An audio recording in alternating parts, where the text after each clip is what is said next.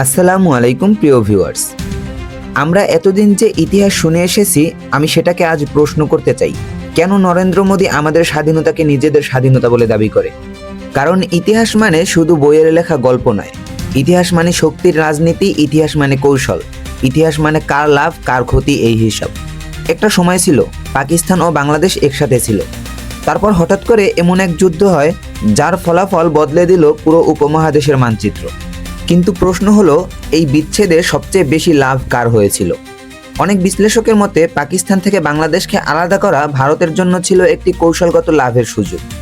দুই ভাগে শত্রু দুর্বল হলে এক শক্তির প্রভাব বেড়ে যায়, এটা ভূরাজনীতির পুরানো সূত্র। এই দৃষ্টিভঙ্গি থেকে দেখলে 1971 সালের যুদ্ধকে কেউ কেউ দেখেন ভারতের নেতৃত্বে পরিচালিত একটি কৌশলগত সংঘর্ষ হিসাবে, যার ফলাফল হিসাবে একটি নতুন রাষ্ট্রের জন্ম হয়। এই বিশ্লেষণ অনুযায়ী বিজয়টা কে পেল? এই প্রশ্নটা তখন আর আবেগের থাকে না, থাকে ক্ষমতার হিসাবের। আর এখানেই আসে আজকের বাস্তবতা। যখন ভারতের প্রধানমন্ত্রী নরেন্দ্র মোদী বিজয় দিবস নিয়ে ফেসবুকে একটি পোস্ট করেন, পোস্টে লেখা ছিল, বিজয় দিবসে আমরা সেই সাহসী সৈনিকদের স্মরণ করি যাদের সাহস ও আত্মত্যাগ 1971 সালে ভারতকে একটি ঐতিহাসিক বিজয় এনে দিয়েছিল। তাদের অটল সংকল্প ও নিঃস্বার্থ সেবা আমাদের জাতিকে রক্ষা করেছে এবং ইতিহাসে গর্বের একটি অধ্যায় লিখে গেছে। এই দিনটি তাদের বীরত্বের প্রতি শ্রদ্ধা ও তাদের অতুলনীয় চেতনার স্মারক। তাদের বীরত্ব প্রজন্মের পর প্রজন্ম ভারতীয়দের অনুপ্রাণিত করে যাবে।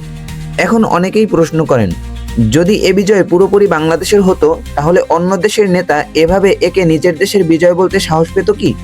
এই কথাগুলো বলা সহজ না, এই কথাগুলো জনপ্রিয়ও না, কিন্তু ইতিহাস নিয়ে প্রশ্ন করাটাই সবচেয়ে কঠিন সাহসের কাজ। এটা কাউকে ছোট করার কথা নয়, এটা কোনো দেশের জনগণকে দোষ দেওয়ার কথাও নয়, এটা শুধু একটা প্রশ্ন। আমরা কি সত্যিই পুরো ইতিহাস জানি, নাকি আমরা শুধু সেই ইতিহাসটাই শুনেছি যেটা শক্তিশালী পক্ষগুলো আমাদের শোনাতে চেয়েছে? ইতিহাস চাপিয়ে দিলেই প্রশ্ন জাগে, আর প্রশ্ন জাগলেই সত্য খুঁজতে হয়। আপনার একটি ছোট্ট মতামত অবশ্যই কমেন্টে জানিয়ে যাবেন। আমাদের চ্যানেলকে সাবস্ক্রাইব করতে ভুলবেন না। নেক্সট ভিউ, সত্যকে জানুন, ভয় নয় ভাবুন।